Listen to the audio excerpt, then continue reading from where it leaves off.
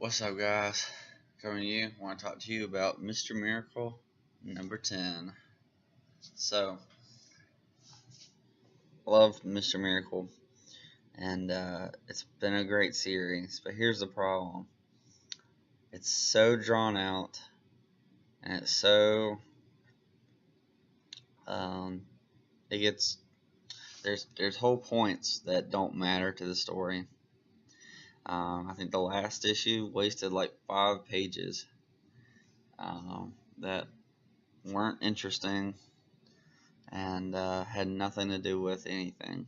And it's just like sometimes that works, sometimes that doesn't. So like in this one, he goes to the grocery store and he's buying a birthday cake for his son, and it's really interesting. Like he's going through the day to day stuff. But the last issue, he's um, doing some weird stuff with another guy, and all we hear is this guy talking. And I'm like, this is awful. This is terrible. And yeah, so um, I like the series. I'd say maybe 90% of it, but it just becomes uninteresting when they keep pushing it back, when it takes forever to come out, and it's hard to really connect each issue. It's not because the issues aren't well written, because it is, but when there's so much time between them, it's really difficult. And I know like it's probably gonna go down as one of the greats, and so I'm excited to read it and be part of that. But man, it's just when um, my comic book guy was like, "Hey, like, did you get this last week?" I was like, "I didn't even know it came out." Like, I was like, "Great, another comic book I have to buy," because it was a big haul this week, and which I kind of dropped some of those videos because nobody was watching them. It's like, whatever, and uh, but I was like, okay, great, another comic book I have to draw. It's another $4 another $4 I have to spend this week. But I really enjoyed it. We had the big cliffhanger that Darkseid wants um, Mr. Miracle's son, and I thought that was a brilliant twist. Um, the problem is it's hard to care right now because it's just been so long since I've read the last issue. I've forgotten a lot about it, but I think it's really cool. I laughed at the cover. I think it's pretty funny. Him dressed as Batman while he's crying, trying to have a funny birthday. And man, this issue is really excellent, really excellent. Like I hate that I'm having this problem with the series because it's so good. We really get into a lot of his mindset right now, and he's just trying to decide whether he's going to kill his or sentence his son to hell, basically. And um, he's asking a lot of people. I love that Ted Kord and Booster Gold show up. I think that's really cool. Um, and so you have these two guys here. Um, I thought that was really cool. Um, and then it's interesting. They talk. What's it called? At least I'm pretty sure it's Ted Kord. Sorry. Um, they talk about Booster Gold having a time machine, and I thought according to the Flash there was no traveling in time, so maybe this just is after that or before that. I don't know.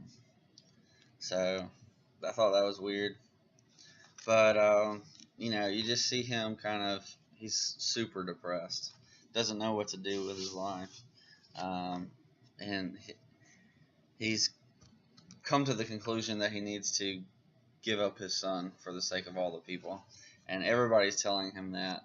And there's he asks some random guy at a grocery store, and this guy tells him just to give up his son. I was like, that's so weird. Um, but this page made no sense to me. No sense. Um,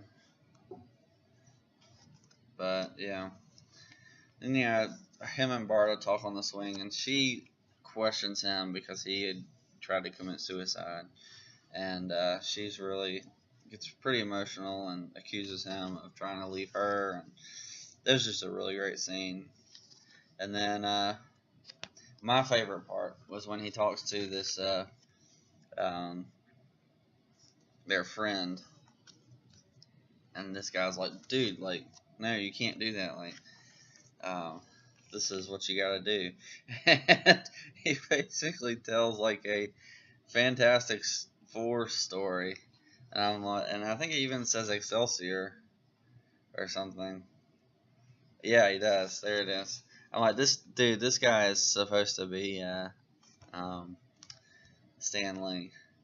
Um, but yeah, it's really funny. It's really funny. But basically, he's telling him you've got to have hope. Like you can't give up. You've got to fight the bad guy. There's something that will stop him. And I think that story alludes to what's going to happen. He's going to find a way to beat Darkseid. Um, sorry, not Darkseid. Thanos. See, this is what happens. No. What am I thinking? I was right. Darkseid. Getting mixed up. I was doing a Marvel video earlier. Sorry, guys. Darkseid. I was right. Oh my goodness. Oh, I'm tired. So, uh, he's gonna have to beat Darkseid without actually beating him. So that's gonna be tricky. Because we don't want him killed. He said at the end he's gonna try to kill him, but he can't kill Darkseid. That's not gonna happen. But just trap him in some way, that would be really great. Because you got to end the war, but he's got to keep his son. And I like the argument with Barta. He's like, we're from Apocalypse and we're okay. She's like, no, we're not okay. And that's not the life that he's going to have. I was like, you tell him, sister. You tell him. You got to keep up hope, dude. There's a reason why you're the High Father now. Don't be the same as your father. Be a better man. And so I really enjoyed the comic. I really did, and I've really loved the series. It's just been a really great series. I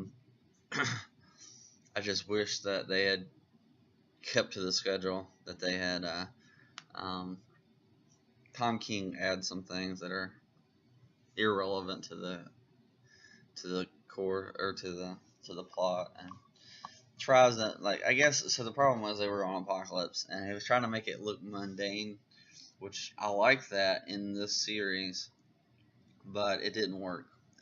So anyways, let me know what you think. This is a lot longer than I thought it was going to be. I wasted a long time trying to figure out who I was talking about. But anyways, let me know what you think, and I will catch you next time. Peace.